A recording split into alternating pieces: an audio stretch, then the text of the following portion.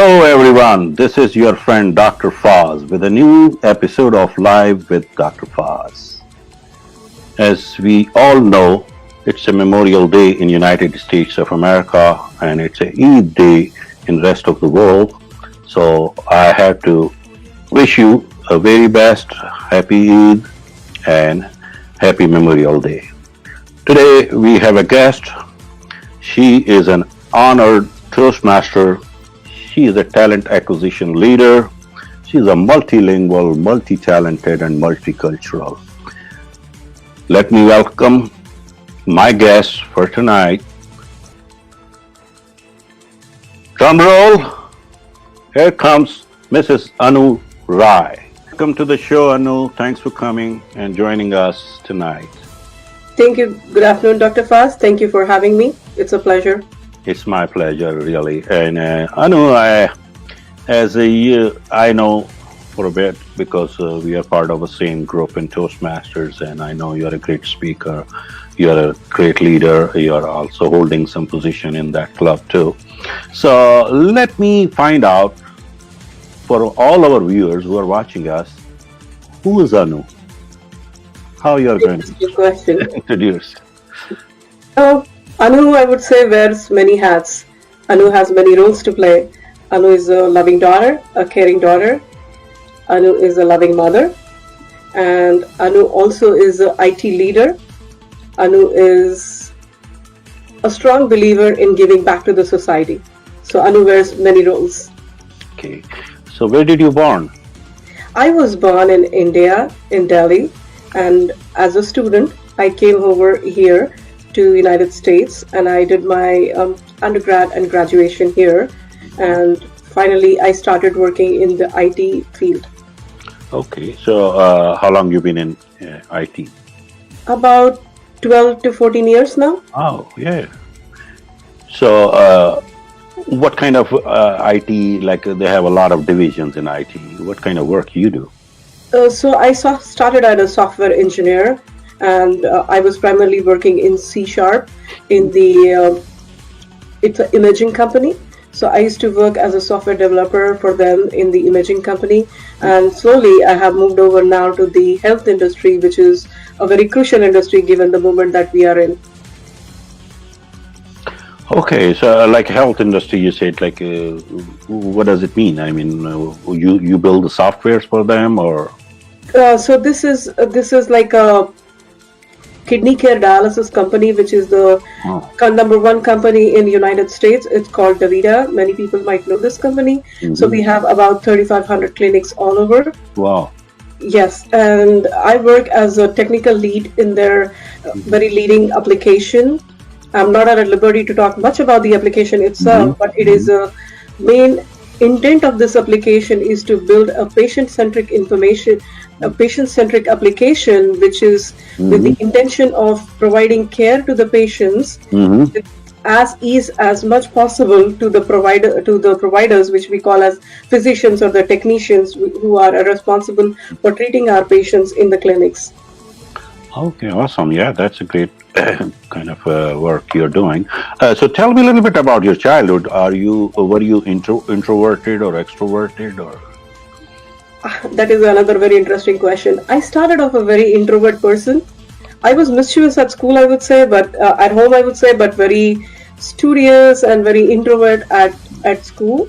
But slowly, it was my teacher who recognized that I had that potential in me to be at the forefront and be at the leader and be like even a class captain. So it was my great middle school teacher who recognized this potential in me. So to answer your question, I started off introvert, but basically I inculcated the habit of talking in public and being in public and slowly turned myself into an extrovert. But there is always a question about immigrants here. So obviously you're the best one who can answer. How difficult was to adopt this new culture when you moved from India to the United States? So I came from a very protective family, and where everything, as many of our Asian cultures do, everything gets done by your parents. So you're in a very protective shell. Hardly anything is out there for you to do. But even otherwise, I think my father was had a very visionary. I would consider him as a visionary in his own sense, because he always made sure that me as a girl also Mm-hmm. did equally participate in everything, like including as simple as if a light was taken off, a bulb was not working, to replace the bulb, do the bank activities, and things like that. So when I came to United States, I was well prepared, I would say. But what I missed most was my family, not being around my family, Mm-hmm. and like if I fell sick or something like that, not being able to take care of, that was my biggest challenge. So getting adapted to that new environment where you are on your own, Mm-hmm. that was my big challenge, to groom myself, being able to adapt in that atmosphere. Okay. And so, like when finding schools and moving up in your career, how difficult was it for yourself because you didn't have the family members around you? So finding a school was a little bit easier, just because I had my extended family here. So we were very particular. My mother was very particular that I go to the school which is in and around the areas that my family was in. So I went to school in Chicago. Ah, Initially, I went to school in Chicago, and eventually from there we moved to Pittsburgh. But in Chicago, getting used to that city itself was the biggest challenge for me. Extreme weather conditions, chilling weather hitting your skin, like you're not knowing what hit you at 6 a.m. in the morning, was a big climatic shock for me. So, and in India, back in India, we had cars and everything at your disposal. However, here I had to wait for this bus to come, and I was taking a bus. Not that taking a bus was a big challenge, but taking a bus at 6 a.m. in that windy culture was too hard for me. mm. No, definitely, it's still always a challenge for immigrants. But so tell me about you're married, correct? That is correct. Yeah. Where did you marry? I married back home. It was arranged marriage. Okay. So, yeah. So, so your better half, I won't say better half, sorry, you're going to get angry. Your half was already in United States or he came That out? is correct. Yeah, that is correct. But we did not meet in United States. Uh-huh. It was only back home. My parents decided to have get me married, and it was completely arranged marriage. Hmm. We saw each other on the first day of our engagement, Wow. and yeah, I mean, like not engagement, but the day we the proposal came in, that was the first time we met, and yeah, that's what it. Wow. That's amazing. I mean, it's a great experience. I mean, unlike United States, I mean, just saying just a day before you get engaged. But that's the culture. I understand totally, and we believe in that, and we trust. So, tell me a little bit about why did you join Toastmaster? I always feel that there is always room for improvement and Hmm. growth, and it was wanting to improve myself in public speaking and Hmm. communications, Hmm. and knowing to know people's perspective, like what people like-minded people. I feel it's a very safe environment, Hmm. and people are there to learn, not to criticize, but to help you come to speed on the things that you're lacking. So it's more of a give and take, like all the people there are like very supportive of you. For example, all my friends like Ramon, Dan, even you, including Dr. Faz, have been always at the forefront, giving me all positive encouragement and feedback. And I feel only through feedback I can grow, or anybody in this world can grow forward. So that was my intent. That's always and it's definitely uh, fortunate we are that we have a group of people who want to encourage us and they want to give their positive feedbacks, which is always the basic foundation step for anything. So tell me, I mean, about some leadership roles. I know you played a lot of leadership roles in your profession, and as well as now you're playing also in Toastmaster. So tell Right. me a little bit, what is leadership? Let's start from here. Sure. So, leadership to me is an action, it's not a title. It's how you behave in a given situation, how you stand up. And for me, leadership begins at home. I feel my first leadership role is as me being a mom. Whatever I play a role, my son looks up to me for that role.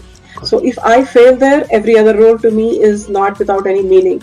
So for me, leadership is how I act in a given situation. Now, coming to my professional career, yes, I have played many important roles, and I have team that looks up to me and I have to be there as a leader for them, to be there in their success as well as their failure, be there for them no matter what, and guide them where needed. And in the area of Toastmasters, apart from the club that I go to, I play a very crucial role of being an area director as well. Oh, wow. Awesome. So you are area director now. That is correct. Okay. There are about 6 clubs that I work with. That's awesome. So definitely it's a next step. After the club level, you have to go to the area, and obviously that gives you more exposure as well as more skill as a leader. So how important is to be a leader in your life? It's very important, Dr. Faz. As I said, like every role that I play in my day-to-day life, whether be it a mom, whether it be a technical lead of my office, or just about anything, I have to be a leader. I have to lead by example. I cannot expect anybody to do something for me which I don't do it myself. So I always strongly believe in lead by example. So for me, leadership starts and begins with me. I have to be responsible. So what do you do to improve your skills? So what is your your homework which you do as a leader for yourself? I always introspect I always reflect and see what I did, how I can improve. I'm a strong believer of taking feedback, and I'm a strong believer of accepting mistakes. So it's very easy to make mistakes, but it's very difficult to accept that mistake. Owning up to that mistake, standing as a leader, and being at the forefront and explaining people, yes, a mistake has been done. I apologize for that, and I make sure that I will not do that mistake again. So that is one of the things I want to really improve upon and grow on, that taking accountability should be my foremost role as a leader. Yeah, you mentioned about creative leadership during our conversation. So what do you mean by creative leadership?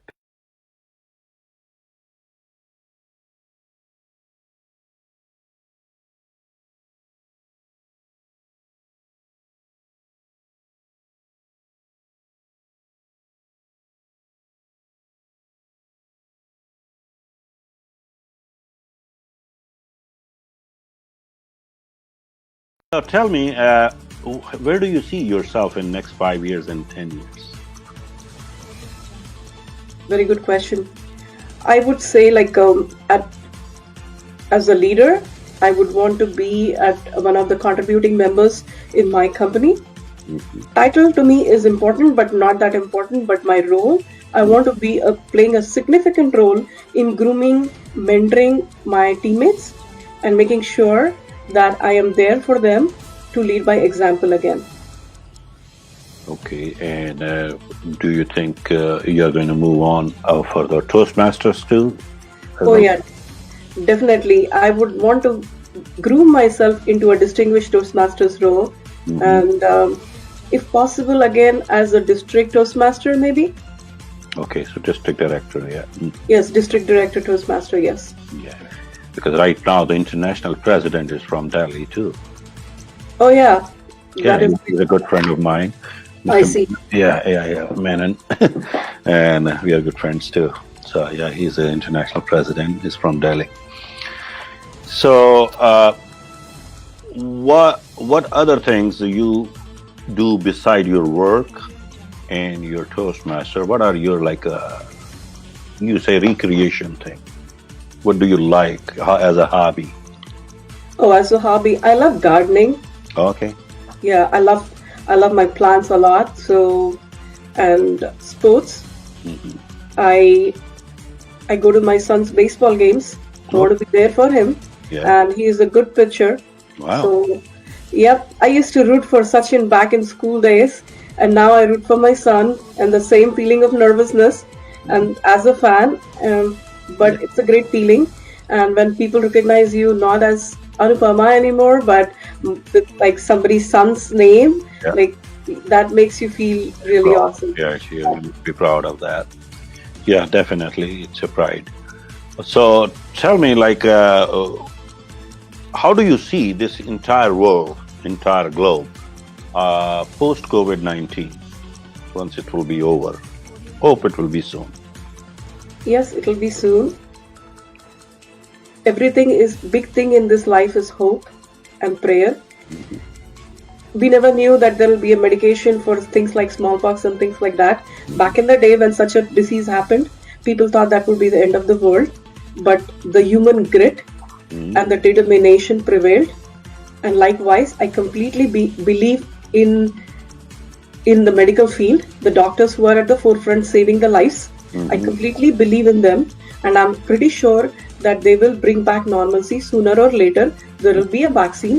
It will be slow coming back to normalcy. I see that social distancing will be a part for days to come or maybe months to come, but eventually the life will go back to normal. Do It, you think? I think so. I strongly believe so because Mhm. believe in that medicine. I believe that. Oh, no, no. We are going to have a vaccine and medicine, I understand. But I mean, it's my own opinion that Okay. the norms will be quite different than whatever we had. It's going to be not the same like we had December 19.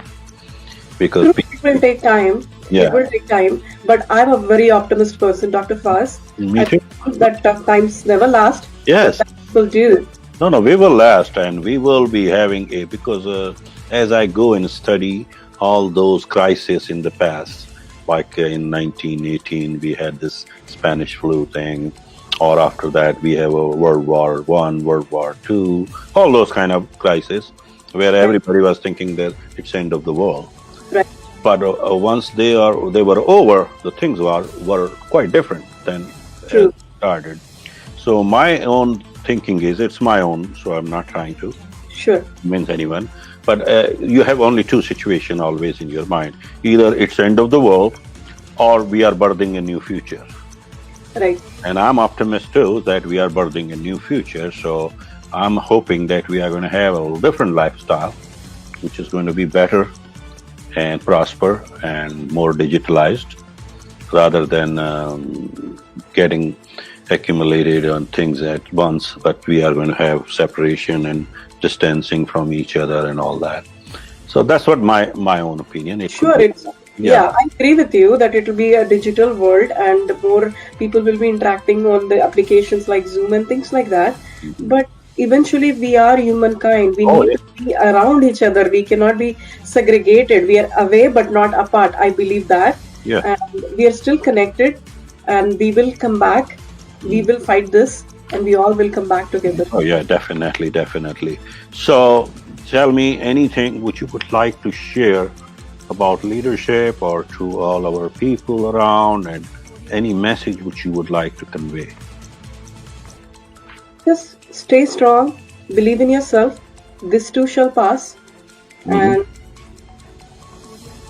be authentic leader. Again, I may sound redundant here, but be authentic leader. You can be a leader in your own role. You don't have to have a title. So be a leader, give back to the community, help people who are really and genuinely in need. Hmm. Giving back is always something that is so close to my heart. Please do give back to your community, give a helping hand to the fellow human being. Hmm. Be kind, be considerate. You never know what kind words you speak can leave an impact on anybody. So be very kind to people, especially in these tough times. So when you said authentic, can you elaborate that? Because a lot of people get confused with that word. What does it mean, authentic leader? Because so just give a little like your opinion about that. I'm curious. So I would go back to Gandhi's example. Hmm? So Gandhi, when I started reading my experiments with truth, it came as another autobiography to me. But where it turned a leaf for me was the fact that he narrates that he was smoking a cigarette along with his friends, but his father never caught him. Hmm. He was very guilty that he was smoking. Then he writes a letter to his dad and he goes and leaves it with him. And when he starts reading that letter, tears flow by his cheeks. And then Gandhi decides that day that he will never smoke again in his life.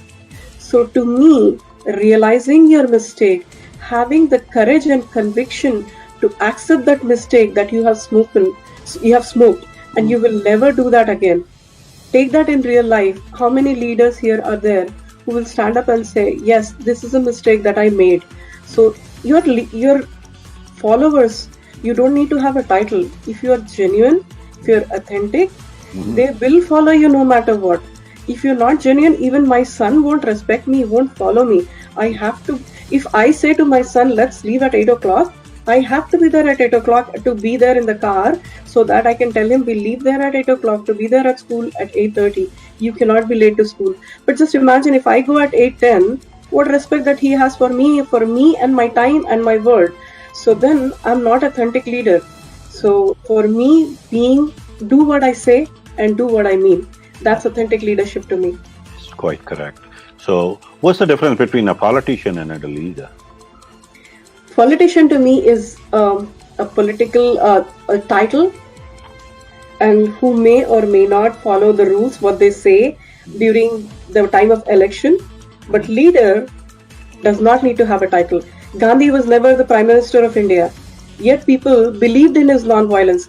He never raised a stick to get to the freedom of India. So just imagine the power of that man who was in his dhoti, so simple, so authentic, just leading the people to the freedom, all through his leadership skills. Yes, true. That to me is authentic leadership. It's a politician. They have a politics. So they suck blood. Yes. Yeah, because that's what they do. They have a lot of tentacles to suck the blood. So Yeah. I don't consider them as a leader, because a leader is a quite different thing. It doesn't require any position, like you said. Position leader never needs a position. Correct. Yeah, so I agree with you. All right, thank you very much, Anu. It was an awesome chat with you. And if you have anything else you would like to convey, the last minute is yours. Just happy Eid to everybody. Stay healthy, stay connected, stay grounded, and stay connected with your community. And please give back in whatever way you can to the community. Okay, guys, it was a pleasure having you, and thanks for joining us, whoever is watching us. And Anu is a great leader, and she is moving up as a Toastmaster, as a company leader. And we wish her all the best in her life, and we'll get her again at some other show, and we'll talk to her. Thank you very much, Anu. Thanks for joining us. I truly appreciate your cooperation. Thank you. Thank you, Dr. Faz, and happy Eid to all. Take care now. Bye. Thank you.